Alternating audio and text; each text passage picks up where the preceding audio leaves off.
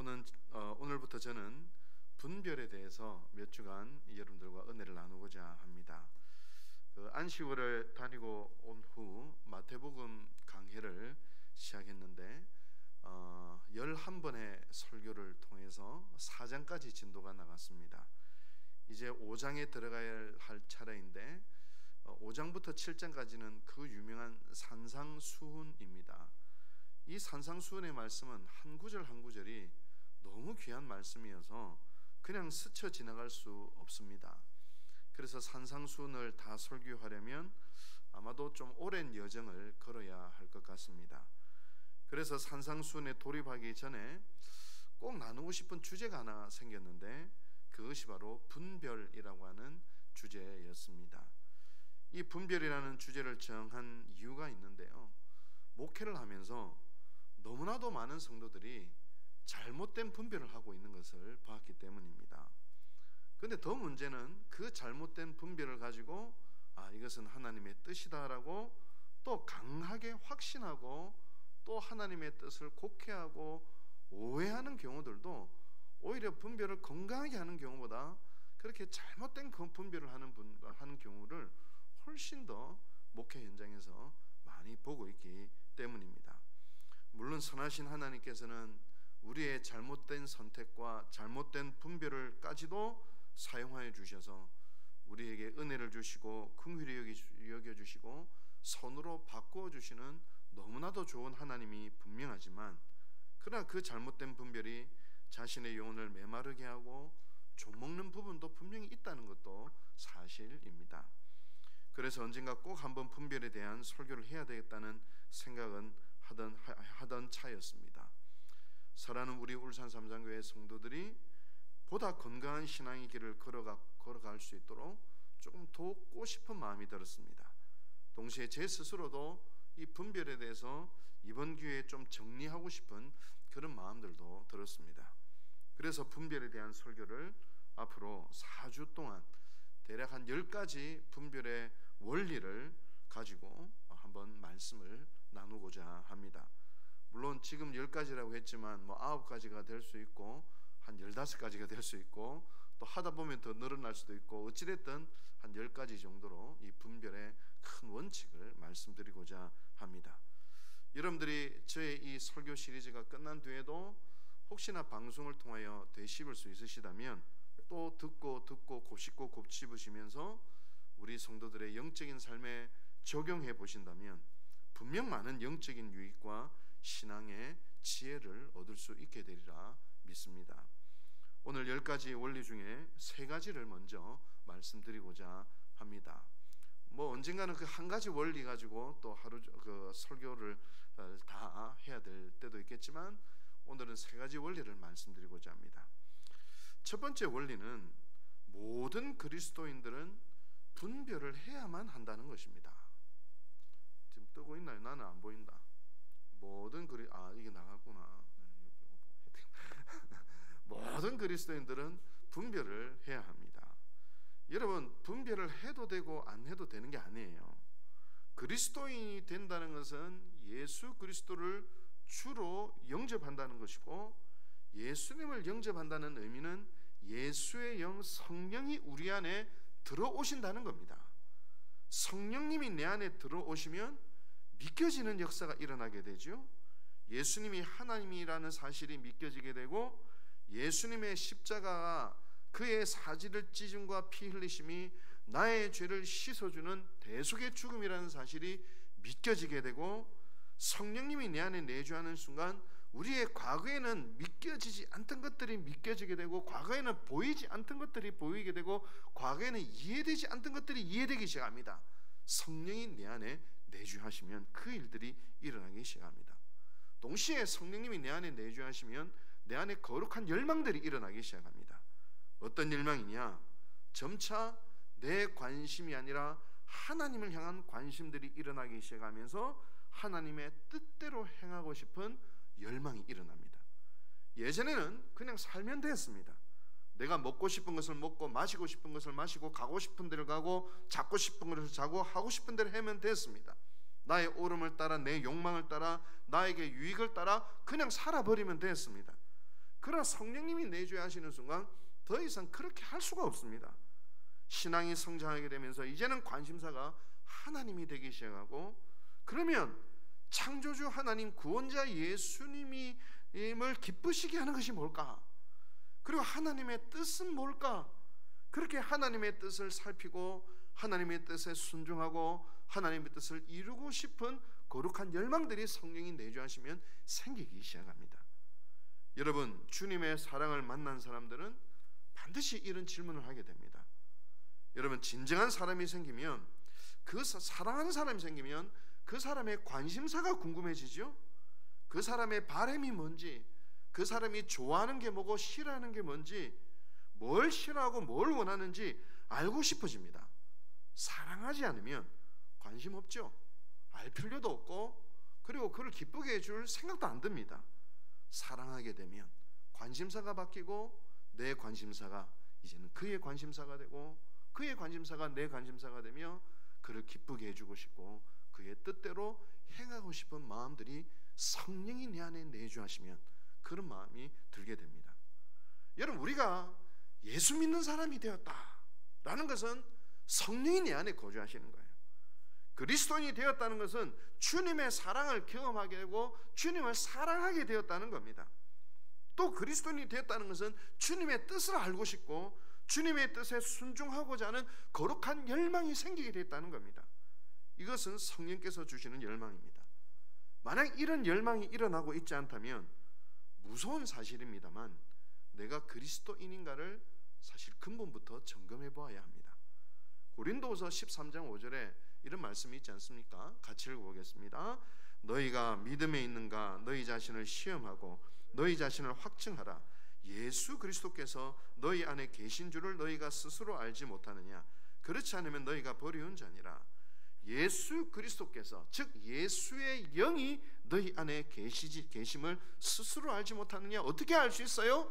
거룩한 열망이 일어나는 걸 보면 압니다. 하나님의 뜻을 알고 하나님의 뜻에 순종하고 싶고 하나님을 기쁘시게 하고 하나님의 관심사에 대한 열망, 이 열망이 내 안에 그리스도의 영이 계시는 것을 스스로 알 수 있는 하나의 강력한 증거가 되는 것입니다. 요한복음 2장 34절에도 예수께서는 하나님의 뜻을 알고 순종하고자 하는 열망으로 가득 차셨다는 것을 알 수 있죠. 같이 읽어봅시다. 예수께서 이르시되 나의 양식은 나를 보내신 이의 뜻을 행하며 그의 일을 온전히 이루는 이것이니라. 여러분, 오늘 우리가 읽은 로마서의 말씀도 그렇습니다. 사도 바울, 로마서는 굉장한 위대한 교리서 아닙니까? 사도 바울이 로마서 1장부터 11장까지는 교리에 대한 이야기를 합니다. 교리에 대한, 그 교리의 핵심은 이신칭의입니다. 믿음으로 의롭다 칭함을 받는다, 믿음으로 거룩하게 된다, 믿음으로 구원받는다, 이신칭의의 교리를 1장부터 11장까지 이야기하고 있습니다. 그리고 12장부터는 이제는 성도들의 삶에 대한 이야기를 하기 시작합니다. 즉 이신칭의로 구원받은 성도들인 이런 삶을 살아야 한다는 것입니다. 그리고 그리스도인들이 하나님이 이끄시는 바른 삶을 살고 영혼의 풍성함을 누리기 위한 그 출발이 뭐냐? 12장을 딱 시작하면서 12장 2절에 이렇게 이야기합니다. 같이 읽어보겠습니다. 시작. 너희는 이 세대를 본받지 말고 오직 마음을 새롭게 함으로 변화를 받아 하나님의 선하시고 기뻐하시고 온전하신 뜻이 무엇인지 분별하도록 하라. 여러분, 따라서 첫 번째 원리는 모든 그리스도인들은 마땅히 분별할 수밖에 없고 분별해야 한다는 것입니다. 싫든 좋든 내가 인정하든 인정하지 않든 우리는 분별해야 될 뜻을 굳이 분별이라고 하는 복잡한 용어를 할 필요가 있느냐? 분별하지 않겠다고 하는 순간 우린 그야말로 폭주기관차가 됩니다. 내 욕망, 내 가치, 내 바람, 내 뜻, 내 생각대로 마음대로 그냥 살아버리게 됩니다. 바로 그 모습이 오늘 성경 말씀이 이야기하고 있는 이 세대를 본받지 말고, 이 세대가 그렇다는 겁니다. 하나님의 뜻이 뭔지, 하나님의 관심사가 뭔지, 하나님이 뭘 기뻐하시고 뭘 슬퍼하시는지 애초부터 그 생각 없이 내가 하고 싶은 것을 해버리는 것, 이 세대가 그렇다는 겁니다.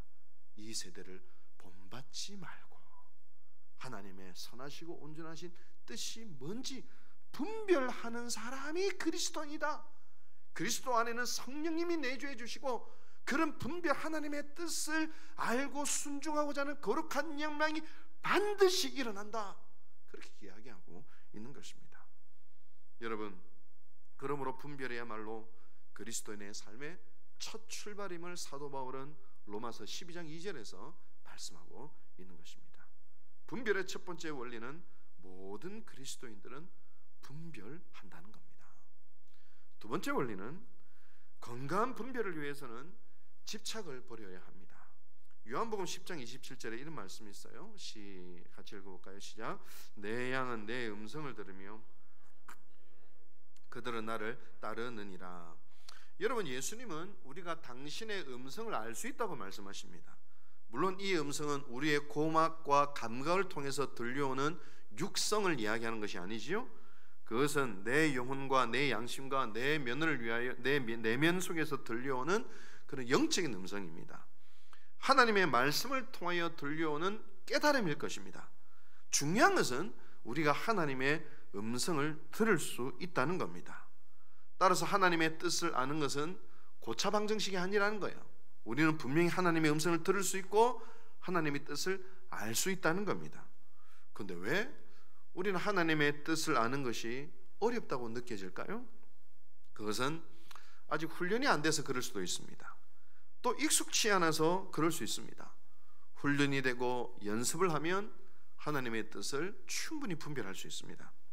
요즘은 발신자 표시가 되어 있어서 누가 전화하는지 다 알 수가 있습니다만, 예전에 발신자 전화가 없을 때 교회 사무실에 아내로부터 전화가 오면 여보세요 하는 순간 저는 제 아내인 줄 압니다. 그런데 다른 교인들이 전화하면 누구시죠? 이거 물어보죠. 그 목소리 익숙치 않으니까. 아내가 전화하면 대번에 그냥 제가 제 아내인 줄 알게 되죠. 그 소리에 익숙하고 그 소리에 훈련되어 있기 때문입니다. 그리고 아내의 억양, 어조, 단어를 보고 그 단어 사이에 숨소리를 딱 들으면 지금 어심이 어지러워져 있구나, 지금 나한테 엄청 열받았구나, 아니면 굉장히 기분 좋구나, 전 대번에 알 수 있어요. 왜냐하면 아내와 살다가 아내의 음성에 훈련되어 있고 익숙해져 있기 때문이죠. 주님의 뜻을 분별하는 데도 처음에는 어색하지만, 잘 알지 못하지만 연습과 훈련을 통하여 또 우리가 알 수 있는 부분이기도 합니다. 그러나 주님의 음성을 듣는데 큰 방해가 되는 것은 집착입니다. 이번에 분별에 대한 설교를 한다 할 때 우리 부목사님 한 분이 하시는 말씀이, 목사님 저도 너무 기대가 됩니다. 어떻게 하나님의 뜻을 분별할까? 그 원칙과 그 기준을 저도 사실 참 알고 싶었습니다. 그런데 목사님, 성도들 중에는 아무리 목사님이 멋있게 설교해도 또 제 마음대로, 제 뜻대로, 제 멋대로 분별하는 사람들이 또 있겠지요? 저는 있을 것이다, 그렇게 이야기했습니다. 전에도 말씀드렸듯이 현대 정신분석에서 말하기를, 누가 뭐라 해도 사람들은 자기가 듣고 싶은 대로 듣고 보고 싶은 것만 보고 해석하고 싶은 대로 해석해버리기 때문입니다. 그렇게 하는 이유는 자기 안에 집착이 있기 때문입니다. 내 안에 있는 과거의 상처와 부정적인 경험이 나만의 자기를 방어하고자 하는 심리적인 시스템이 되어서 그 심리적인 시스템이 시간이 흘러가면 흘러갈수록 절대로 포기하지 못하는 자신만의 삶의 방식이 되고 가치가 되고, 이러한 방식과 가치와 가치들에 대한 집착이 생기기 때문입니다. 어떤 말들이 들어오더라도 그 시스템이 일단 그 속에 들어가면 자기 나름대로 해석하고 평가하고 분석하고 자신의 가치가 옳다고 생각하는 대로 결론을 내려버리기 때문입니다. 그리고 자신의 집착이 점점점 공고화되기 때문입니다. 그래서 사실 저도 알지요. 설교를 하면서도 분명 듣고 싶은 것만 듣겠구나, 보고 싶은 것만 보겠구나. 그러나 우리의 마음을 조금 더 열고 정말 하나님이 하시고자 하는 말씀이 무엇인지 우리가 분별할 수 있게 되기를 바랍니다. 여러분, 우리 부목사님들 조금 안내를 좀 하세요. 이것도 말할까 말까 이것도 분별해야 되는데 여러분, 주님이 만약 여러분들에게 이렇게 질문해 보신다고 생각해 보십시다. 너 이거 버릴 수 있겠니? 라고 물어보실 때 내가 저항하고 거부하고 힘들어하는 것이 바로 그것이 집착입니다. 가끔 이렇게 말씀하시는 분이 있어요. 나는 다른 건 몰라도 이거는 용서가 안 된다. 나는 이것만큼은 절대로 포기할 수 없다. 나는 이것만 건들기만 하면 나는 갑자기 분노가 일어난다 라는 말을 듣습니다. 그게 사실은 집착입니다. 저 같은 경우에는 목사라고 하는 이 직분이 집착이죠. 다른 건 몰라도 이 목사에 대한 정체성을 건들면 사실은 정말 목숨까지도 걸 것 같은 그런 어떤 내 안에 강한 공격성이 사실은 도사리고 있는 것을 보게 됩니다. 집착이죠, 사실은. 예수님의 길을 얼마나 따라가고 있나, 정직하게 따라가느냐, 거기에 대한 관심보다 목사라고 하는 그 어떤 직분, 거기에 대한 집착이 제 안에도 도사리고 있는 것을 보게 됩니다. 이 집착은 마치 안마 커튼과도 같습니다. 저희 안방에도 안마 커튼이 있는데 대낮에도 커튼을 가리면 한밤중처럼 깜깜해집니다. 여러분, 집착은 하나님의 뜻을 가려버리죠. 그러면 이러한 부적절한 집착을 걷어내야 합니다. 문제는 나에게도 집착이 있다는 것을 인정하지도 않고 그 집착이 지금까지 자신을 지탱해온 건강한 또 가치일 수도 있고 너무 오랫동안 내 삶의 한 부분을 구성한 것이기에 완전히 제거하는 것이 불가능할 수도 있습니다. 그러나 나에게 그러한 집착이 있다는 것을 겸손히 인정하고 그 집착이 작동하는 순간 그 집착을 인식하고 영향을 끼치지 못하게 할 수도 있습니다.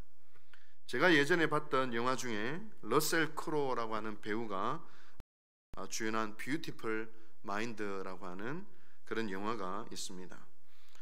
노벨상을 수상한 천재 수학자인 존 내쉬의 실화를 바탕으로 한 영화이죠. 20살의 나이에 27페이지짜리 논문을 발표하면서 하루아침에 학계의 슈퍼스타로 떠오르면서 MIT 교수가 됩니다. 제2의 아인슈타인으로 불리기 시작하죠. 그리고 당시 냉전시대의 소련의 암호 해독 프로젝트를 천재적인 방식으로 해결해내버립니다. 그런데 정신분열증 때문에 끊임없이 고통을 당합니다. 환상과 허구의 세계가 마치 실제 않은 세계처럼 다가옵니다. 정보부원이 나타나기도 하고 영문학도가 나타나기도 하고 한 어린 소녀가 나타나기도 합니다. 이 세 사람은 가상인물들인데 실존하는 인물들처럼 존 내시의 마음에 들러붙어서 그를 지배하기 시작합니다. 아내의 헌신적인 사랑으로 서서히 이를 극복해 나가고 존 내시는 마침내 1994년 스톡홀름에서 아카데미 시상을 받게 됩니다. 그리고 시상식을 마치고 계단을 내려오고 있는데 바로 그 세 명의 가상인물들이 다 바라보고 있는 겁니다. 마치 우리가 그동안 했던 세월이 얼마인데 네가 우리를 버리고 살 수 있겠어? 우리와 계속 함께하자 속상이는 것 같습니다. 근데 또 다른 쪽에서는 아내가 부르고 있습니다. 이쪽에서는 가상의 인물 세 사람이 부르고 있고 여기서는 아내가 존 내시를 부르고 있습니다. 그리고 그 선택의 순간 속에 있는 것이죠. 마음속에 달라붙어 있는 그 가상의 인물들을 그대로 따라갈지 아니면 아내를 따라가야 될지. 그때 존 내시는 이제 나는 너희들이 진짜가 아니라는 것을 알아, 마치 그런 표정으로 아내의 손을 잡고 아내를 따라갑니다. 여러분, 여기서 참 놀라운 진실을 제가 깨닫게 되었어요. 가상의 인물들은 결코 사라지지는 않는구나. 그러나 이제 존 내시는 더 이상 그 가상의 인물들에게 영향을 받지는 않는구나. 여러분, 우리에게 일평생 내 안에 달라붙어 있던 나의 집착, 나의 가치, 내가 소중히 여기는 것들, 나의 삶을 지탱하는 것들다고 생각되는 것들로부터 완벽하게 벗어나지 못할 수도 있을 것입니다. 그러나 그런 집착이 내 앞에 나타나는 순간 나에게 집착이 있음을 겸손히 인정하고 그 집착을 선택하는 것이 아니라 존 내시가 아내를 선택한 것처럼 우리는 하나님의 뜻을 선택하며 나갈 수 있어야 합니다. 바로 그럴 때 영적인 안막이 걷혀지게 되는 것이죠. 바로 그때 우리는 영적으로 추연하고 자유로운 상태가 되어 하나님의 뜻을 추구해 나갈 수 있게 되는 것입니다. 저도 그래요. 저를 분노하는 일들이 왜 없겠습니까? 살다 보면, 목회를 하다 보면. 근데 제 안에 이런 감정과 분노가 있다는 것을 그냥 흘러가는 것이 아니라 인식하고 분노가 있구나 인식하고 바로 그 순간 그 분노를 따라하는 것이 아니라 다시 그 순간 하나님의 뜻을 선택하는 바로 그런 지혜는 우리에게 있을 수 있다는 겁니다. 셋째로, 분별을 위해서는 하나님에 대한 건강한 이미지가 있어야 합니다. 앞에 세 가지는 분별의 전제와도 같은 것입니다. 오늘 본문 로마서 12장 2절에서 하나님의 뜻은 선하고 온전하다 이렇게 이야기를 합니다. 선하시고 온전하신 하나님에 대한 신뢰가 있어야 합니다. 가끔씩 이런 질문을 저에게 하시는 분들이 계세요. 목사님, 우리가 A라는 대학에 가는 게 좋을까요? B라는 대학에 가는 게 좋을까요? 목사님, 제가 이 직장에 가는 게 좋을까요? 저 직장에 가는 게 좋을까요? 이 일을 해야 할까요? 말아야 할까요? 그러면 저는 제 대답은 이렇습니다. 믿음대로 하세요. 믿음대로 하세요. 이런 질문을 하시는 이유가 있지 않습니까? 어느 선택을 해야 잘 될까? 어느 선택을 해야 하나님의 뜻일까? 맞출까? 여러분, 그거는 참 귀한 마음입니다. 근데 이 질문의 이면에는 잘못된 생각이 있을 수도 있습니다. 혹 하나님은 A를 원하시는데 내가 B를 선택해서 내 인생이 곤고해지면 어떡하나 하는 마음입니다. 이런 그것은 하나님에 대해서 심히 오해하신 것입니다. 마치 하나님은 동으로 갈지 서로 갈지 정해놓으시고 하나님은 동으로 가길 원하시는데 우리가 서로 가는 것을 선택하면 잘 걸렸다 요놈 그럴 줄 알았어 하고 때리고 벌하시는 하나님이 결코 아니시라는 것입니다. 그런 신앙생활은 정말 피곤합니다. 억압되고 메마른 신앙이 될 수밖에 없습니다. 하나님의 뜻을 맞추면 상 받고 틀리면 벌 받는 것, 그렇게 되면 분별은 매우 고단하고 피곤하고 공포스러운 것이 됩니다. 까딱 잘못 분별했다가 내 인생이 크게 무너질 것 같기 때문입니다. 그러나 그러한 분별은 신앙생활이 아니라 무당 점치는 것과 똑같습니다. 동으로 갈까 서로 갈까 무당이 하는 짓입니다. 제가 하는 하나님은 동으로 가냐 서로 가느냐 보다 그 선택을 할 때 우리의 마음의 동기와 우리의 마음의 중심을 인정해 주시는 분이십니다. 내 마음의 중심으로 하나님의 뜻을 이루기 위해 선택한 것이라면 동으로 가도 하나님은 나와 함께 해주시고 서로 가도 하나님은 나와 함께 주시는 것입니다. 하나님의 뜻은 때리 맞추는 것이 아닙니다. 순간순간 우리의 마음의 중심의 동기와 중심을 살펴보는 것입니다. 여러분 설령 그 속에서 내가 실수하고 잘못된 결정을 했다 하더라도 하나님은 그 자리에서조차 우리와 함께 해주시고 우리를 도우시고 때로는 회개로 이끄시기도 하고 때로는 훈련도 시키시면서 기필코 당신의 선하신 섭리대로 이끌어 가시는 그런 하나님을 우리는 믿어야 하는 것입니다. 점쟁이 같은 하나님, 무당 같은 하나님이 아니라 신실하신 하나님, 선하신 하나님, 우리의 인생을 선하신 섭리로 이끌어 가시는 그런 하나님을 내가 믿고 신뢰하기에 내가 하나님의 뜻을 전적으로 분별하고 순종할 수 있는 영혼의 힘과 근육이 거기서부터 생겨나는 것입니다. 창세기에 보면 아브라함이 조카 롯에게 이렇게 말하죠. 네가 좌하면 내가 우하겠고 네가 우하면 내가 좌하겠다라는 것입니다. 그러자 롯이 좋은 땅을 먼저 선점해서 나아갑니다. 그러나 하나님은 네가 좋은 땅을 가든 말든 나는 동으로 가도 하나님이 나와 함께 하시고 서로 가도 하나님은 나에게 복 주실 것이라는 것을 아브라함은 믿고 나아갑니다. 헨리 나우에형과 함께 20세기 최고의 영성가라 불리는 토마스 머튼이라는 분이 있습니다. 이분이 하나님의 뜻을 언제나 분별하면서 살고자 일평생 그렇게 살았습니다. 그런데 하나님의 뜻을 일평생 분별하고자 노력하며 살았던 그가 인생의 말년에 이런 이야기를 합니다. 뭐라고 이야기하냐면 그동안 저는 하나님의 뜻대로 살려고 노력했고 하나님의 뜻을 분별하면서 살려고 했습니다. 돌이켜보니 정말 무엇이 하나님의 뜻인지 정작 잘 모르겠습니다. 그러나 하나님의 뜻대로 살려고 한 내 마음의 중심을 하나님은 받아주셨다고 믿습니다. 이야기하는 거예요. 이것이 하나님의 선하심에 대한 신뢰입니다. 언제나 좋은 것을 주시는 하나님에 대한 믿음입니다. 한 가지 분명한 것이 있습니다. 바다의 물고기가 바다에 둘러싸여 있고 물에 둘러싸여 있는 것처럼 땅의 중심들이 이 온 땅 가운데 가득한 공기에 둘러싸여 있는 것처럼 우리는 하나님의 은총과 사랑 가운데 온통 둘러싸여 있다는 것을 우리는 믿음으로 고백해야 됩니다. 믿든 안 믿든 그렇습니다. 믿음으로 받아들이면 그만큼 우리는 은혜를 누리게 되는 겁니다. 그러면 하나님의 뜻을 분별하는 것은 매우 기쁜 여정이 됩니다. 분별 그 자체가 주님과 동행하는 여정이 됩니다. 사랑의 교제가 됩니다. 또한 사랑의 숨바꼭질이 될 수도 있습니다. 못 찾았다고 비난하는 것도 아니요, 찾으면 찾는 기쁨이 있습니다. 중요한 것은 주님의 뜻을 행하려고 하는 마음이요, 중심이요, 주님이 선하게 인도해 주실 것이라고 하는 믿음입니다. 사랑하는 성도 여러분, 오늘은 세 가지의 분별의 원리를 알아봤습니다. 첫째로, 분별은 선택사항이 아니라 그리스도인이라면 반드시 맞닥뜨려야 하는 영적인 현실이요, 영적인 삶이라는 사실이요. 두 번째는, 건강한 분별을 위해서는 집착이라는 압박을 걷어내고 자유롭고 초연한 영혼이 되어야 합니다. 완전히 집착을 내 삶에서 제거하지 못한다 하더라도 그 집착이 있다는 것을 겸손히 인정하고 그 집착이 발동할 때 그 집착의 실체를 인식하며 선택의 순간에 그 집착을 선택하지 않을 수는 있습니다. 세 번째로, 분별은 하나님에 대한 건강한 이미지가 있어야 됩니다.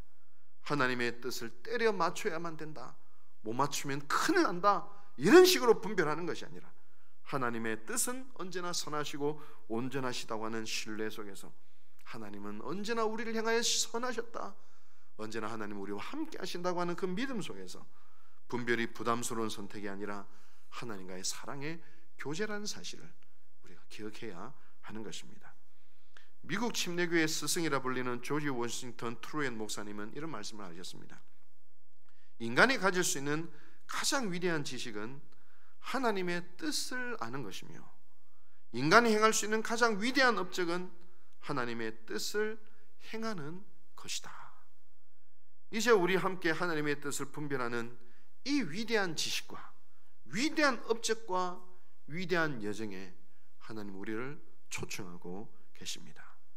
이 위대한 여정을 앞으로 4주 동안 함께 걸어갈 수 있게 되기를 바랍니다. 앞으로 계속 나누게 될 하나님의 뜻을 분별하는 그 원칙들이 여러분들의 영적인 여정에, 그리고 크나큰 도움이 되고 크나큰 은혜로, 자유함으로, 풍성함으로, 하나님의 사랑으로 채워지는 그런 여정이 될 수 있게 되기를 주님의 이름으로 축원합니다. 기도하겠습니다. 자비하신 주님,